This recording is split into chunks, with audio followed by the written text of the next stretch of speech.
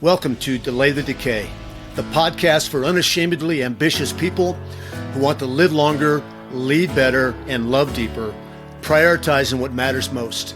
I'm your host, Dan Hardy, coach, entrepreneur, and former pastor, here to help you build a life of more intentional direction, not perfection, across 5 life domains: spiritual, relational, physical, mental, and financial.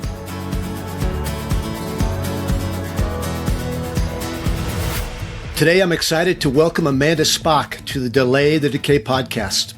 Amanda is a Colorado native, a follower of Jesus, and a nurse practitioner, duly certified in family practice and adult gerontological acute care, and she has 19 years in the medical field. After years in acute care hospital medicine, she felt called to step away from a system that often prioritizes symptom management over true healing. And that led her to functional medicine, where she focuses on prevention, education, and addressing root causes. Her passion is personal, too. After battling chronic stomach issues, fatigue, and unrecognized stress and inflammation, Amanda found healing through a functional approach.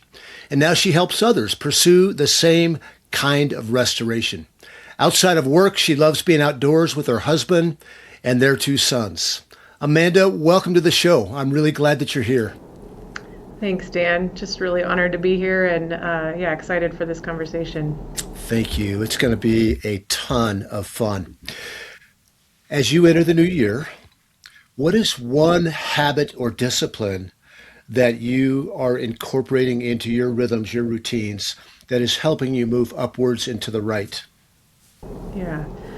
I think when I first think of the answer to that question, I want to say the morning routine, but I feel like that's a common answer for a lot of people. I think it is pivotal in my days. Started grounded in the Word, my time with the Lord, and that's when I get my movement in for the day generally.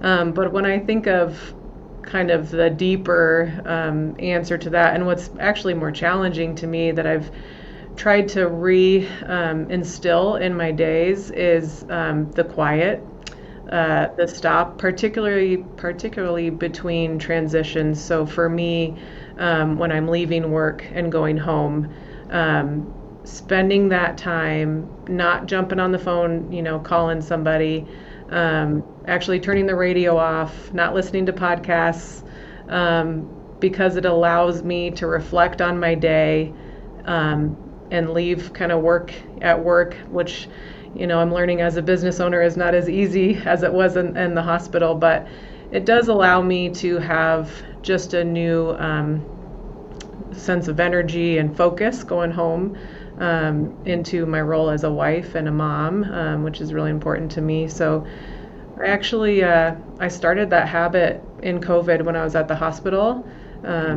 It became really important to me because it was so, in the hospital in general is very overstimulating.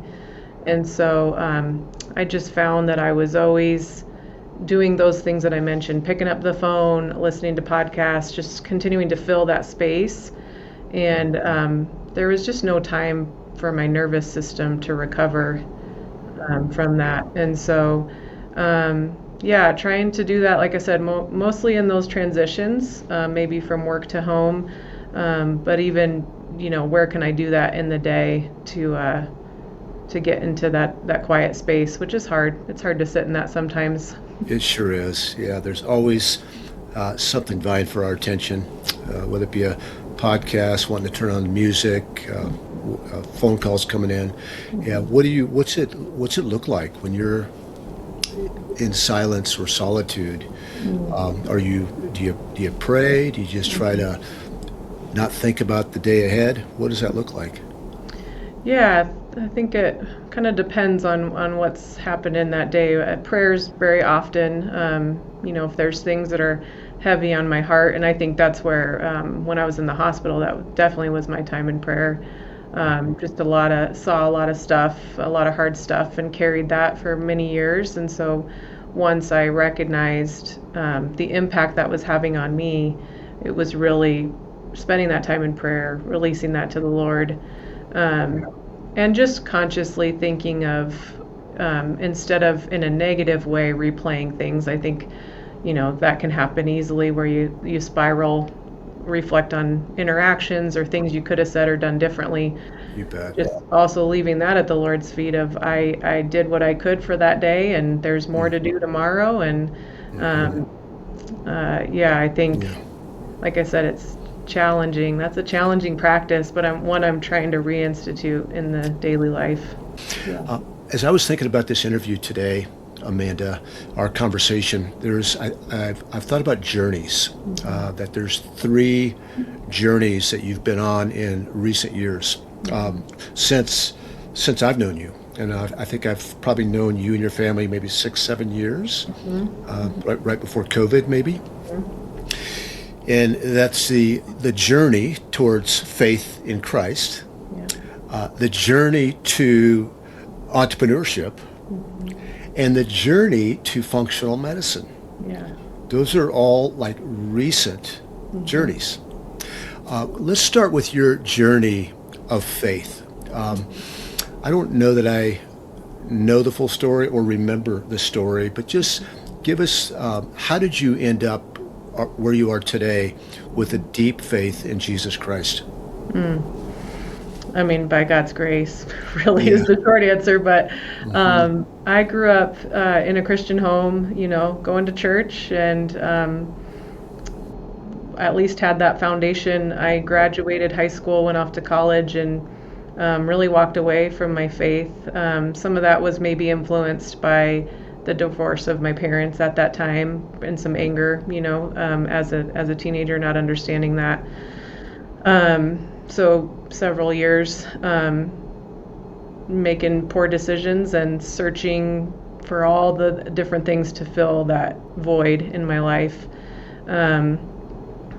It was around the time when we had both of our kids, and they were young, and I felt like that was the first thing that I felt like I was trying to find, was something for the kids to have that good foundation of going to church.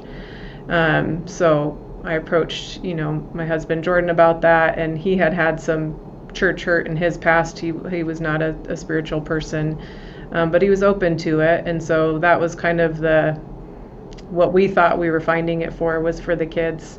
But the more that I listened to kind of that pull on my heart, and it's certainly in reflection, that was the Lord calling me. I'm really grateful for some people in my life that were bold in their faith and had conversations which continued to draw me in. And I'm grateful that we found the church in Windsor back then, and just felt welcomed. And Jordan and I both just dove in. I mean, really, again, in reflection of God's hand over our lives and our marriage and our hearts. He just drew us to himself together, which I'm so grateful for. I'm grateful that he sustained our marriage up until that point, even though we had no focus on him. That's the beginning, and what we thought, like I said, was for our children ended up to be everything that we were searching for. We were on the hamster wheel of achievements, and what else can we fill this void that we felt. That's really good. Thanks for sharing that. Yeah. Speak to the purpose that you have now as a follower of Christ. There's so many different levels of purpose that we have in this life as a mom, as a spouse, as an entrepreneur. But how do you see purpose coming out of your relationship with Christ? When I think about, the purpose of that, I mean, it now is the filter that my whole life is on. I mean, my business, my marriage, my parenting, my friendship. And I'm just grateful that God's revealed that to me slowly over time. My tendency for self-reliance, for pride, all those things. I'm just grateful that he's revealed that to me, and my tendencies for that and all those different relationships. So it really is the filter that I look at my life, and how can I glorify God in all that I'm doing first and foremost. Yeah, and you do. You're a bright light in every area. Thank you for that. Let's talk a little bit about your before we get to your journey in medicine. Well, no, what comes first? Let's talk about your journey from traditional medicine to functional medicine. Maybe even describe the differences for our audience. Yeah, I think at the basic level, I say, conventional medicine, it's really great for emergencies, and if you need life-saving care, really great. There's a lot of advancements in medicine for that. Our system currently is just not set up for prevention or chronic disease management in a way that's helpful for people's quality of life. So my journey, I've always been in the hospital, mostly in ICU and trauma was where my nursing background was. And then after about 10 years of bedside nursing in ICU and trauma, I went back to school to get my nurse practitioner degree, and spent a short time initially with, again, the surgery and trauma group. Super grateful for that time. Worked with some amazing people that taught me a lot of things about the human body, and spent some time in the operating room, so also got to see things visually, which is helpful just for learning and understanding the body. I just got queasy when you said that. Some of us are not wired for that. Yes, yeah. Bless you. I'll spare the details. Yeah. And then right before COVID, transitioned to the palliative care team at the hospital. Mostly, I missed talking to people. I mean, that's one of my passions is just people. I love people. I think everyone has a story, and I love listening to that. And so I missed that in the surgery space.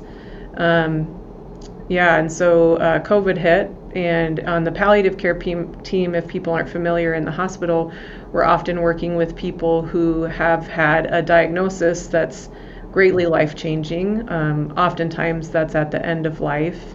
And so you can imagine COVID having lots of critically ill people having to make hard decisions about life support. That was just another, I think, time that God drew me closer to Him. I mean, I was, that quiet time became my time into work every morning in prayer of just, Lord, I don't know how I can do this another day, but just help me, to be your light. And so that probably was the beginning of my acknowledgement of burnout in medicine, just seeing a lot of death and illness, but even past the COVID stage, talking to people about quality of life. That was a big role of ours on the palliative care team, of how is this disease affecting your quality of life, and now how do you make decisions on how you're going to treat that disease based on that. And I felt like, every story, of course there was individual differences, but was very similar of, maybe someone retired and then they got diagnosed with cancer, and from there just kind of downward spiral in their health and quality of life. And so I'm very much a why person of, well, why did this happen, or what could we have done differently? So I was always trying to look upstream of where could that trajectory change. So that's what led me first to functional medicine, was really saying, okay, I don't think I can do this form of medicine of taking care of people that are so sick. I mean, when I left, I had never seen people that sick. It seems a little bit like an oxymoron to when you talk about palliative care, people that have had many of them an end-of-life diagnosis, and quality of life. Right. And it's really to make them as comfortable as possible, to suffer as little as possible. Yeah. And there was some emotional preparation for that too, wasn't there? Weren't there? I remember when Nancy's dad was in the hospital, a couple of palliative care non-physician types were just the most compassionate people. and that you just got to have a unique compassion about you to be able to be in the room with people that have no hope for healing this side of eternity. Mm-hmm. How did you deal with that? I mean, it led you to burnout eventually. Mm-hmm. Yeah. Yeah, I mean, we had a great team. That was certainly helpful to lean on each other and kind of debrief really hard situations. Like I said, ultimately a lot of prayer and dependency on the Lord. Yeah. Yeah. So are you before we go out, are you like a skydiver, bull rider, scuba diver type of person? Like, I think of like ER people, and I mean, those are like thrill seekers. I know. Oddly, I'm not. I don't know. I wouldn't consider myself an adrenaline junkie, although Okay. maybe I'm just past, that was a time in my life where maybe I was seeking that. Yeah. I enjoyed the complexity of it. I'm pretty type A, so ICU, if people know ICU nurses, they're pretty type A, like things a certain way, because you got to know all the things that are happening with your patient that can change on a dime. So You got to be in charge, yeah. right? Yeah. So you're on this journey. You end up in palliative care. You're feeling burnout. It's COVID. You're starting to think about, what are you starting to think about? Mm-hmm. Get us inside your head. Yeah, I think, like I said, finding because I didn't know what functional medicine was. And I think some terms seem to be used interchangeably with functional medicine, holistic medicine, integrative medicine, and there is a lot of overlap, but I think they're not always the same. And so when I really started learning about functional medicine, of finding what the root cause is of the problem and not just treating the disease with a medication, most likely in the hospital is what we were doing. That was very intriguing to me. Just the complexity of the human body, understanding, that God designed us, uniquely, and we have the ability in some ways for our body to heal if we support it the right way.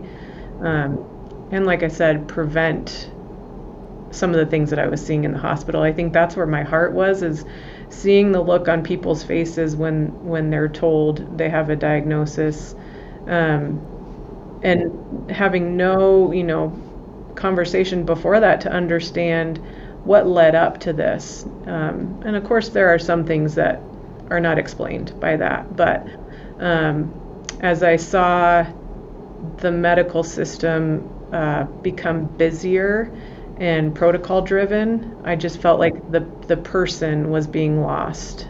And I'm really passionate about education and educating patients on their decisions and what the risks and benefits are of that. And I felt like with the fast-paced nature of people having to keep up with the demands in medicine, that was getting missed also. And hearing that story from people of even going to see their providers outside the hospital, of just not getting the time to explain things. And so that's where I really started to find, that functional medicine was very intriguing to me. Mm-hmm. Did you start exploring this thing called functional medicine while you were a palliative care RN? Yeah, I started taking some online courses, just fell in love with that. And then, again, just deep in prayer of, all right, Lord, like this is on my heart. So would you just open doors and close doors of where I should go? It's never been my goal to have my own practice. I mean, my husband laughs now that when I went to NP school, he said, well, so someday you can have your own practice. And I'm like, no, that's not me. So you set out to get this education, this degree, be a functional medicine practitioner, but you weren't really pointed towards having your own practice, maybe working inside of another practice? Mm-hmm. Did you do that initially? I did, and I think that was a good stepping stone to initially leave the security of the hospital. And I think, I'm grateful for that opportunity. It was a short time until I realized that, that was what God was calling me to do, was open my own practice, and that I didn't have all the answers, which is a very uncomfortable place to be. Mm-hmm. When you're a type A personality, it's like, all right. But I just felt so strongly that that's what was needed. And so, a short time later, left there. Again, grateful for that opportunity, but spent some time trying to learn business. Like, what do I need to do for these first steps? What does this look like? And then finishing some certifications in the background for that too. How did you learn business? What that look like? You read books, hire a coach, all the above? Yeah, probably a little bit of everything. A lot of reading, some great other mentors who've been business owners were helpful in that. I'm sure most states have this, but Colorado has the SBDC, Small Business something association. Lots of good free resources there. Great. It was helpful. Yeah. What's the biggest challenge of operating your own business? I think the not being able to leave work at work anymore. And I'm still learning those boundaries. And I think what's challenging, particularly in the first few years of business, is it feels like you shouldn't have those boundaries because this is the hustle mode, and the startup. But trying to, again, preserve my capacity, my health, my primary roles as a wife and a mom. That's probably the biggest challenge of trying to balance that. Yeah, I appreciate that. I know there's a lot of entrepreneurs listening that are going, I can relate with that. That is the hardest thing, is to go for it in business, but live a prioritized life, knowing that business is not the end. It actually serves greater purposes, right? Yeah, you are a good networker. I've noticed that you've got relationships with other people in your sphere, in your line of work. Has that been helpful as well, just to have other people that you could bounce ideas off of and network with? Definitely helpful for me, but I also think helpful for my patients, just because I believe in whole body care, and so sometimes that means something outside of my scope. Some of that is the mental health aspect.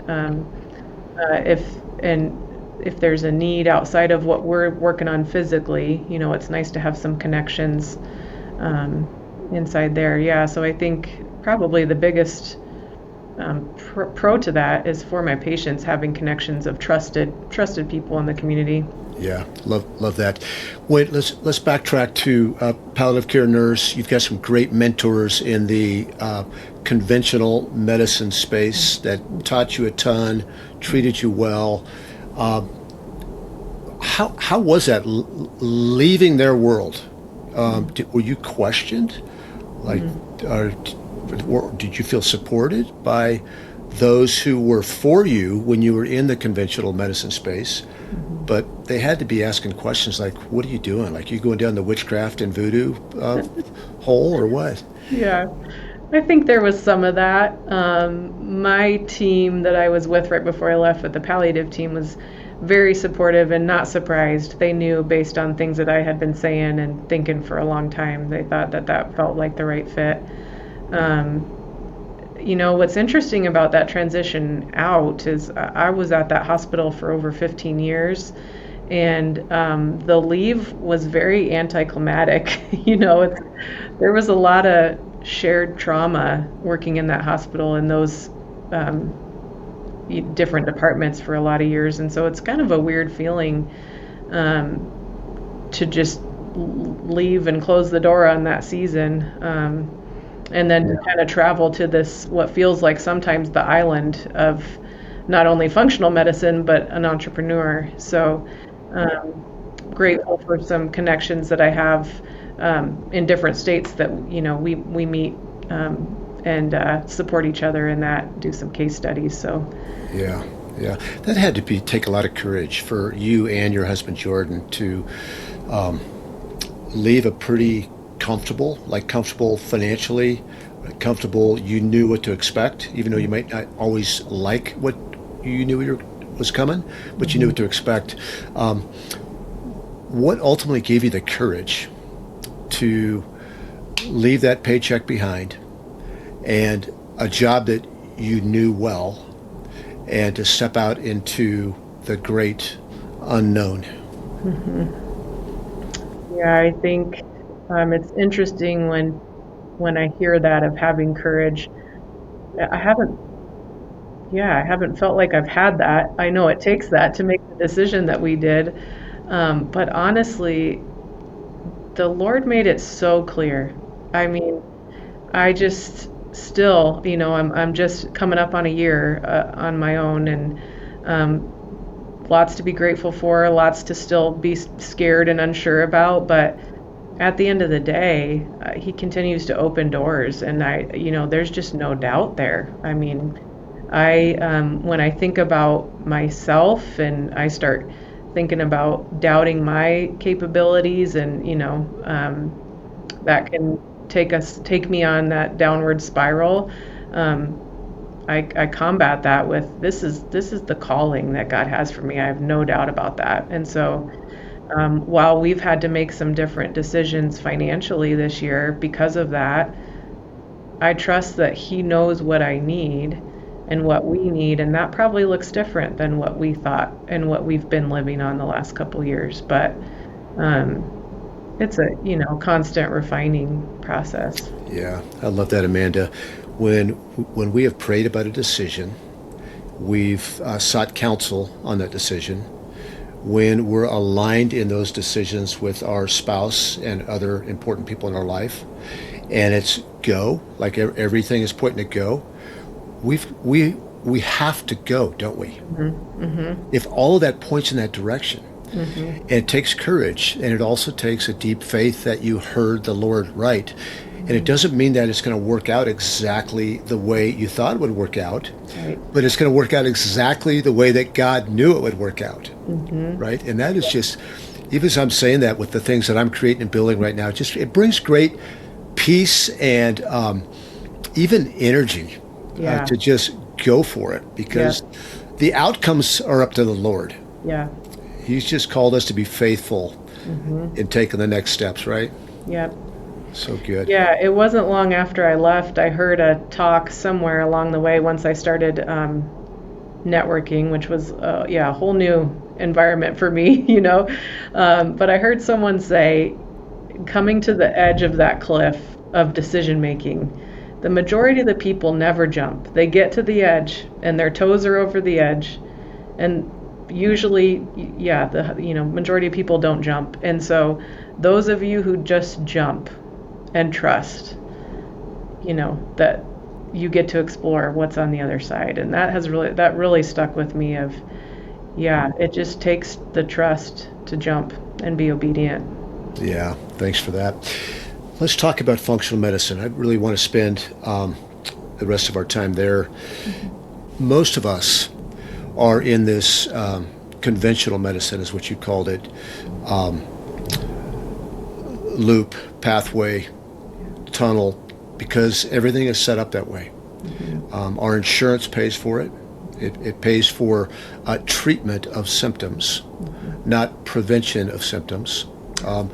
Most functional things are we pay out of pocket, or out of our HSA, which is still out of pocket, not through insurance. Let's talk about, first of all, the good with conventional medicine. What's good about it, and then let's pivot and talk about what's missing, and how what you're providing fills in, provides what's missing. So traditional medicine, or conventional medicine, what's missing? I know we talked about it. It treats the symptoms, but what else is missing? Yeah, I think as far as what's good about it, like I said earlier, emergencies, life-saving care, lots of advancements in medicine that we can do what we couldn't do before. I tell people my intent is never to replace your primary care provider. I believe the best care is functional medicine alongside that conventional approach because we want to have still an eye on looking out for the problems that conventional medicine is really good at finding. For example, I work with people on gut health a lot.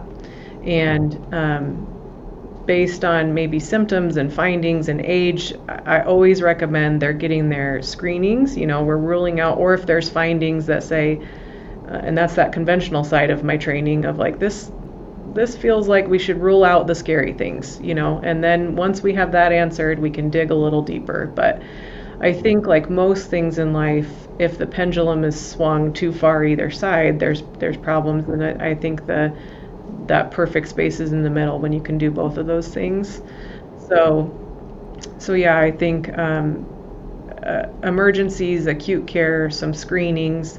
But it's interesting that with all the advancements that we have and all the money that is spent on healthcare in our country, we have some of the highest rate of disease. And so that seems, odd. So I think where the gaps are filled with functional medicine is to, spend time with people to educate them on how their body works and how it functions optimally. And unfortunately, in an insurance model in today's age, providers don't have the time to spend with people. That's being dictated by the insurance because of reimbursement and how many patients they need to see every day. And so I think a huge gap that I notice is filling that educational piece. Even when we're doing some basic blood testing, I spend generally 45 minutes to an hour going through that blood test with them, line by line, to say, this is what this is. This is why this is the way it is. This is how it's influenced by your lifestyle or the foods you eat or your environment and things like that. And so that piece, I think, is a big gap, particularly when it comes to, I think of diabetes. Oftentimes people are coming in and seeing their provider for their annual visit. Your labs look good. Everything looks great. They come in the next year. Well, looks like you have diabetes. And it's like, there were some signs before that, and that's the gap. That's so discouraging. So I am of age to be on Medicare. And on Medicare, you get an annual wellness checkup for free. And I've had two of them, and they've been the exact same thing. And it's not the doctor's fault. It's what they get paid to do. And they check my eyesight. They weigh me. When I walk in, they say, we're going to give you 3 words that we want you to remember: ball, table, dime, I think. And then remember those. Now, we want you to draw a clock with the hands at 10 after 11. And the whole time I'm drawing, I'm going like, please don't let me forget this. Like, I do not want to be put on medication because I can't draw a clock. And I draw the clock, and then after I draw the clock, they say, what were the 3 words? And I'm going, man, that's a lot of pressure. And then a questionnaire. Have you had dizzy spells? Have you fallen down? Can you get back up? Good questions for a certain audience. Probably not for a 6 times a week CrossFitter who does burpees jumping off the ground. And a blood test is not even included in an annual checkup. But when I go back in there with a symptom, and I asked one doctor, I said, can you do a blood panel on me? Just, I want to see like what my ApoB is and some other things. And they said, well, we need to have a reason to do that. So their hands are tied because insurance won't pay for that blood panel unless there is a problem. What is wrong with that picture, Amanda? I know. That's probably still one of the biggest challenges that I have now, is helping people understand the value and the why of why I don't accept insurance. Even the blood panels. I mean, I think most people don't understand that point that you said.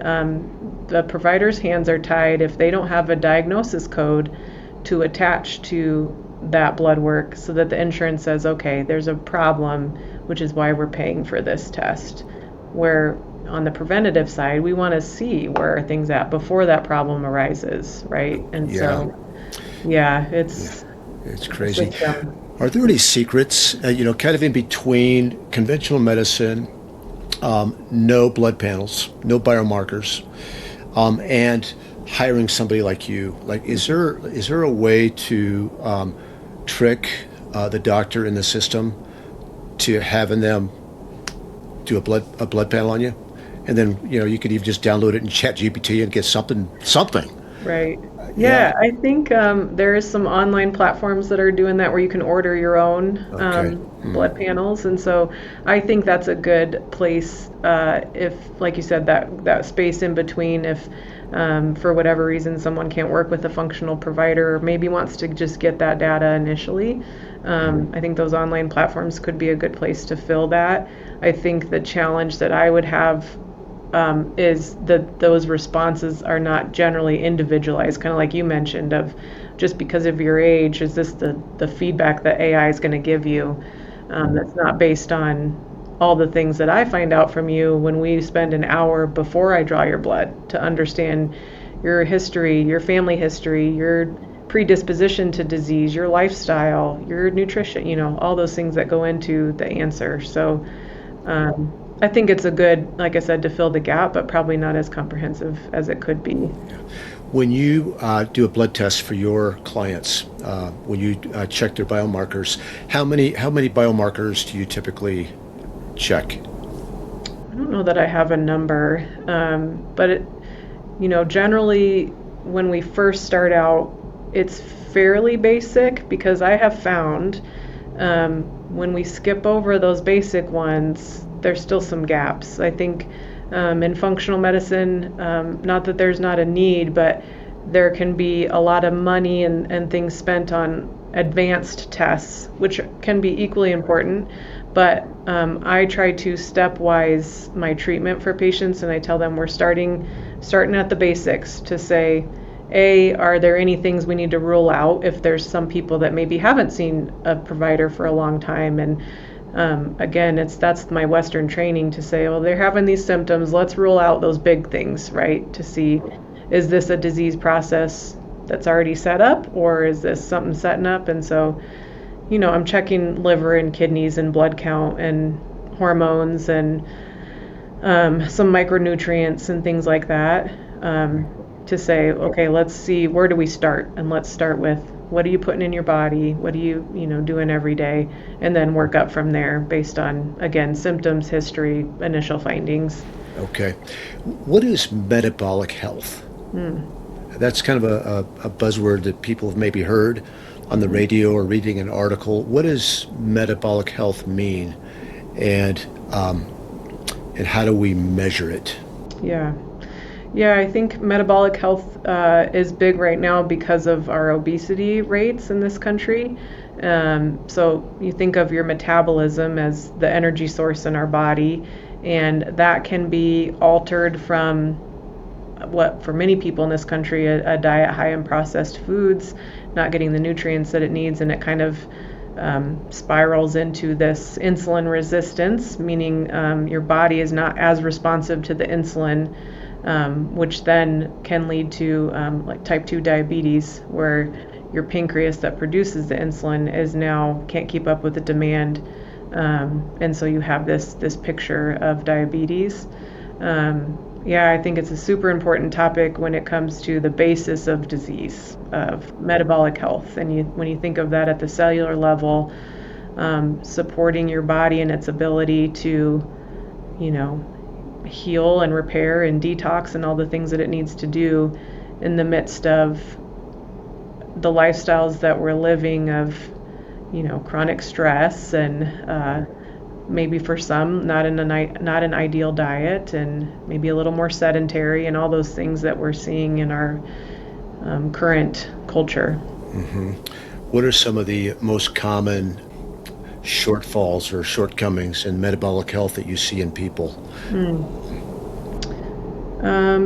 One that's pretty common, we use CGMs, and continuous glucose monitors, in our practice, and it's very interesting for people to see their responses to food, exercise, stress when it comes to glucose levels. So those monitors will give you a glucose reading every 15 minutes, and you can see the response to all those things that I mentioned. And so I think one thing that surprises people that I see commonly is, in general, dinner is people's biggest meals.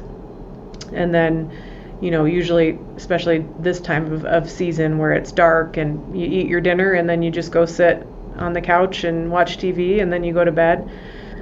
And that, what I tend to see is a pattern of elevated glucose, which then travels into the nighttime, which can affect sleep. And it just does not allow your body to do that rest and repair as nicely as it does it when you have a good fasting glucose. You go to bed, with a lower level, because your body's still trying to process all that glucose in your system. Glucose isn't bad. It's, we need it. Those are our energy sources in the cells, but it's the amount and the timing and all of that. So that's something that I see commonly that's very eye-opening for people, that sometimes that alone, we've been able to help people sleep better by controlling that glucose at night. Very good. And is that controlled mainly through diet and timing of food intake? Yeah, some of that. And then what I tell people is, after dinner, try to just do 10 minutes of gentle movement. For us, we walk around the block. We just have one little loop that we do, and it's quick, and it's hard to have an excuse about it when it's that quick. And if you can do it with your spouse or your kids or whoever, that's an added bonus. If the weather's bad and you want to sit and do some squats, or if you have the availability of cardio equipment, again, not anything crazy, just some gentle movement to mobilize all that glucose before laying down or sitting down for the night. That's super practical. How about cholesterol? What's your thinking on cholesterol and the way that conventional medicine, how traditional medicine thinks about it and how they treat it? Yeah, I think obviously cholesterol gets a bad rap. The only thing we think about is when it's high, it's bad, and we should treat that. But cholesterol is important. It's vital in our body. And it's interesting, with the recent change in the food pyramid, there's some conversation there about cholesterol and the importance of fat in our diet. In the 90s, we went through the American Heart Association recommendations for low-fat diet. And, if you look at the statistics of cholesterol and heart disease, it didn't get better after that. It got worse, right? So cholesterol is important. Now there is, a time and place for a medical therapy to treat that, certainly if you have a high risk. But generally in the conventional space, they're checking things like your total cholesterol, your HDL, your LDL, and your triglycerides. What we do in the functional space is look a little deeper than that, like you mentioned, an ApoB. So we want to see what do those particles look like? What are the size and how many of them are there? Because when it comes to cholesterol, it's not about the number, right? We want to know what is your actual risk for disease or an event. So that apolipoprotein profile gives us some of that. It also clues us in, when we look at particle size and stuff, if there is a genetic component that you can't really diet your way out of. And so for some instances, for people who are battling that, we could look at early screening to say, do you have plaque setting up in your arteries that again put you at future risk. So there's a lot of cool advancements in that coronary artery calcium scoring that looks more at the plaque and what kind of plaque is there and what does that risk look like. So again, I think it's very individual.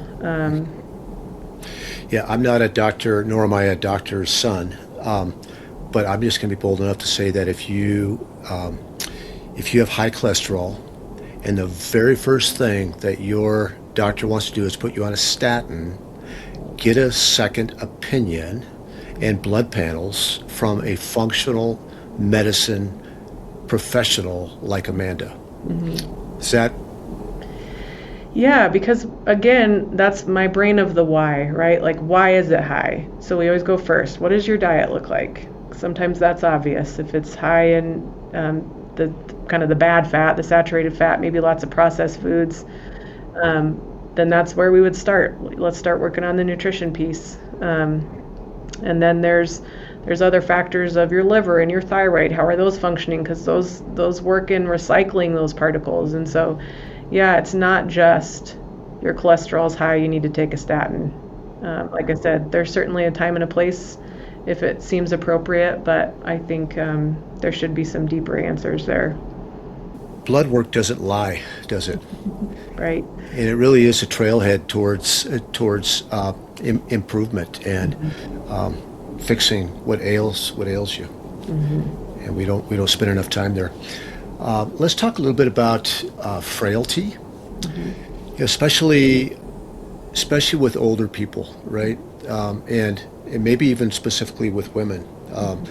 I know that osteopenia and osteoporosis is a thing, and ultimately, just like this podcast, we can't stop the ultimate decay of the body, but we can delay it, and that includes osteopenia and osteoporosis.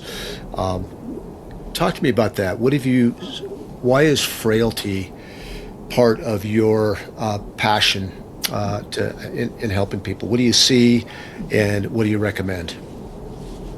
Yeah, I think the passion comes from my time in the hospital and seeing how many elderly hip fractures came in, constantly.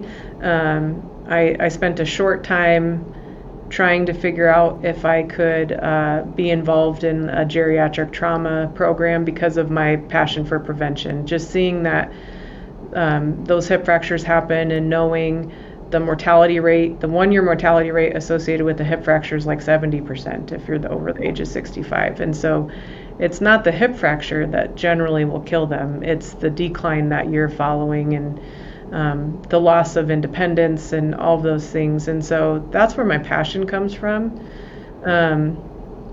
I think it's important to understand, again, maybe the things that you can do to help delay that a bit, that keeping the activity levels up, weight training in women that, some women have shied away from that for a long time, and they have been doing cardio and all those things that maybe back in the day they were told helped keep a good physique. But to me, it's like, this is now training for your life. And, the saying, you don't use it, you lose it. And so just helping people understand that and the importance of it. Not that it's never too late, right? It's never too late to start if you haven't started. But yeah, helping people see that it's not just vanity reasons to work out for the physical appearance. It's actually has all of these other benefits that are going to help hopefully preserve your quality of life. Yeah. If you're able to do that. I love it. Outside of strength training, are there? I know there's not one size fits all, but are there particular supplements and/or food that might be important to maintain strong bones? Mm-hmm. Yeah, vitamin D and calcium are some basic ones, and then both men and women, but women particularly with hormones and just postmenopausal. Estrogen plays a big role in bone health. And hormones have gotten a bad rap for a lot of years, but I would just encourage people to, if your provider does not, can't have that conversation with you of risk and benefit of hormones specifically for you, I really encourage people to find someone that can, because that is a big role for women in osteoporosis and subsequent frailty. And again, statistically, that women are more common to have hip fractures and frailty later in life. So I think the studies have shown that's a combination of lack of hormones, lack of muscle mass, all those things that can lead to that. Yeah. Let's talk a little bit about, I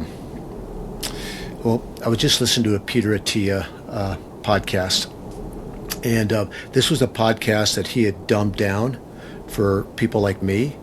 And I still had to pause it like every 15 seconds and look go to the dictionary and look things up. But he said there's 5 buckets for healthy longevity. There's lots of things in these buckets, but 5 bigger buckets: nutrition, exercise, sleep, pharmacology, and emotional health. And I think some people would be surprised that emotional health is on that list. That there is a doctor, a functional doctor like Peter, or there's a functional professional like yourself that also prioritizes emotional health. Why is emotional health important to our health and our longevity? I love this question because it is so important. And I think oftentimes the bucket that none of us want to address, right? I think a lot of people, and even my patients will tell me, you tell me what to do and I'll follow those directions.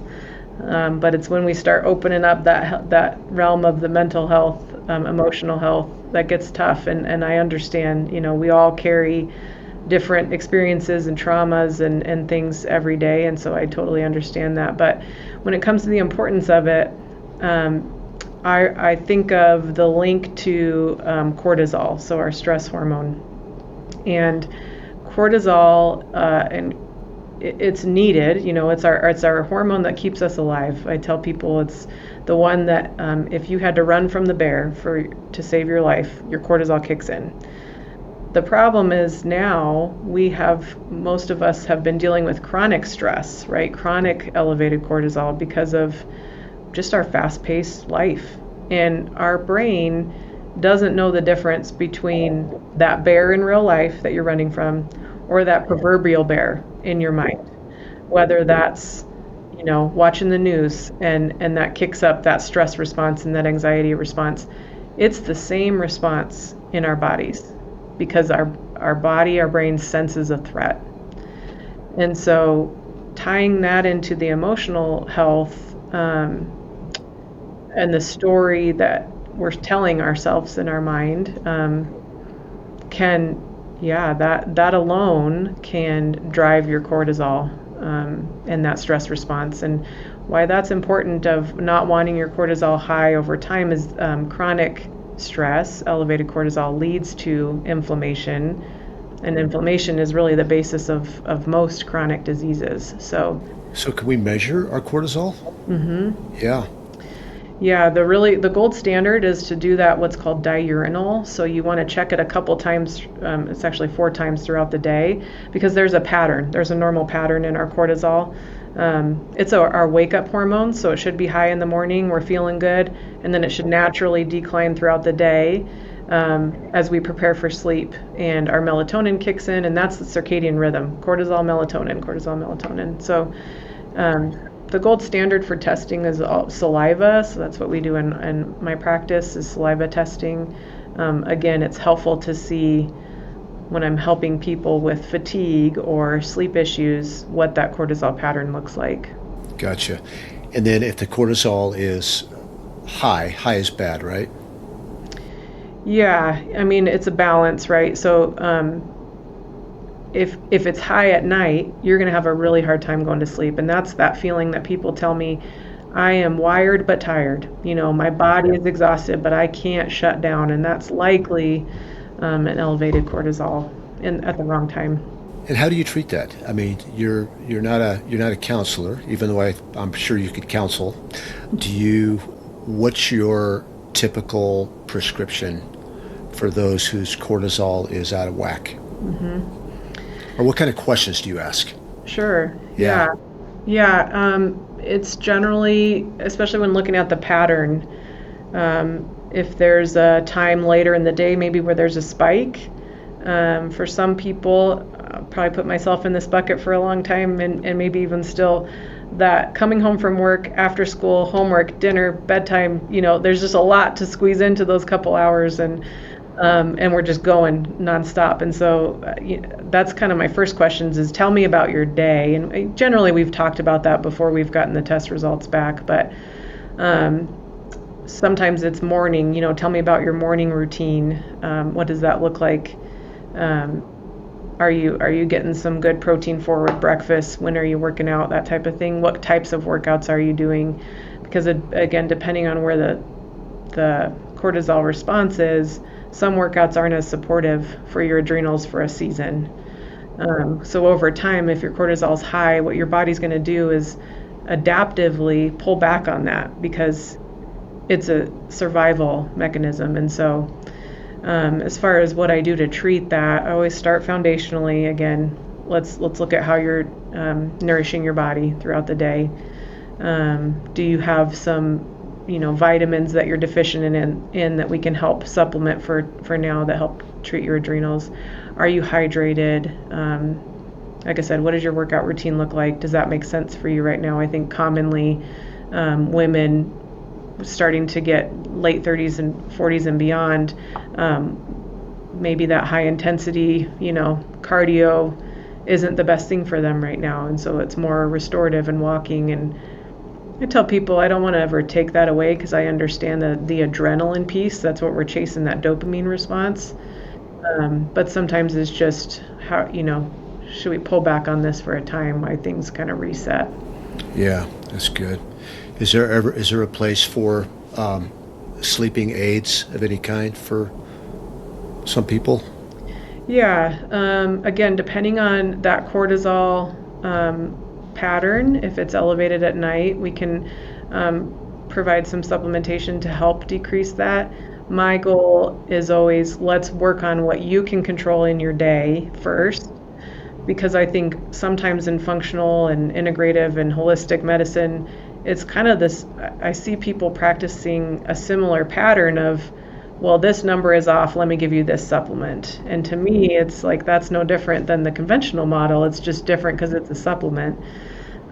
And so I tell people my goal is there are supplements I think that are foundational and can be helpful. But I don't want you to be reliant on all of them forever. And so let's try to figure out why that's deficient or why that's happening. And so, but sleep is obviously so important to help people do all the other things that they can do. And so that tends to be one of the first buckets, if you will, that we help treat. Yeah, I feel so bad for people that don't sleep well. I sleep pretty well on average. I don't know, that's, if what that says about my brain, that there's not as much brain activity, I don't know. But I feel bad because you really can't get a handle on health. You can be eating well, you can be exercising well, but if you're not sleeping, Yeah. it's hard to live a prioritized life, isn't it? Yeah. And I think that kind of ties into that quiet time I was talking about at the beginning. What I try to do for myself and then tell my patients as well is any time in the day you can break that sympathetic cycle, meaning your sympathetic nervous system, that's what drives cortisol, because your body, that's fight or flight, that's your fight or flight system. And so whenever you can break that and get into parasympathetic, which is rest and digest, then that's what's going to be helpful long term, helping with sleep and your stress levels. And so whether that looks like we talked about, prayer, meditation, deep breathing, I try to get people to work on gratitude, just even finding those things that you're grateful for. Love it. Yeah, changing that, just getting out of that cycle. Yeah, it's, the definition of insanity is doing the same thing over and over again, expecting different results. Like we've all heard that a million times. And really, like if you're not sleeping well, something needs to change, right? Something needs to change. And it could be a need for counseling. Maybe there's just some things that hurts that are still haunt you. Could be a change of routine. Certainly, it could be shutting off your screens, an hour or two before bed. Not eating. What's the last time we should eat before we close our eyes for the night?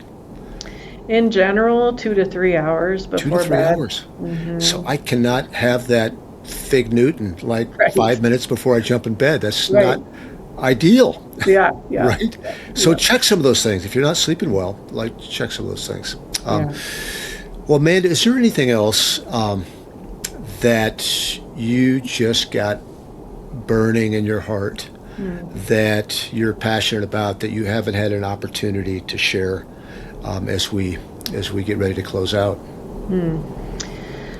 Yeah, I think just encouraging people, particularly probably your listeners who are probably high achievers, go-getters, really taking the time to slow down and listen to the things your body's trying to tell you.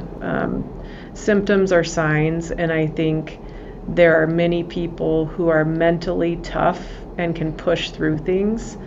And I just think it only gets you so far if there's something going on underneath that. And not even, something scary, but that's not optimal. That's just not serving you and your ability to do what you're hoping to achieve and your goals and maybe serving others. So I think that's my encouragement, is just find time, listen to your body. Preventative health is an investment, but it is worth it when you look at long term and what, most people don't say, I think I want to spend my retirement in a nursing home and not being able to do the things that I love. Most people don't say that. But they don't understand those decisions start way before that time. Again, never too late, but, I love that mindset. It's an investment. It's an investment in our health. It's an investment in, when we invest in our health, we're really investing in other people. Because they get the best version of us. I love the mindset that God is in control of our days. David said that he prays, Lord, give me a heart of wisdom. Lord, help me to number my days, that I might get a heart of wisdom.